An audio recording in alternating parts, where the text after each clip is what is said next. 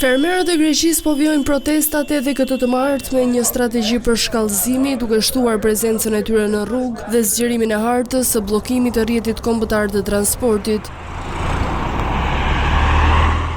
Protestuesit paralizuan përsëri rrugën kombëtare Selanik-Athinë, duke shtuar qindra traktor dhe automjete të tjera bujqësore. Më shumë fermerë nga zonat të tjera të Greqisë qendrore janë bashkuar blokadës duke ndërprerë trafikun, ndërsa policia rrugore po vazhdon devijimet në rrugë alternative për udhëtarët.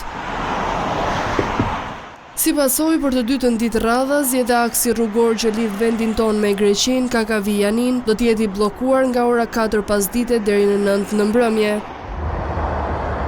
Pas tubimit të pasdites së të hënës, u konfirmua se fermerët do të përshkallëzojnë mobilizimet e tyre, të vendosur për të vazhduar protestën edhe përgjatë festave të fundvitit nëse do të jetë e nevojshme.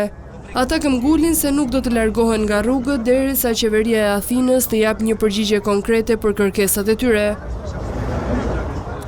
Fermerët protestojnë kundër vonesave për pagesat nga subvencionet e Bashkimit Evropian, kundër rritjes së kostove të prodhimit dhe çmimeve vazhdimisht të ulta në treg.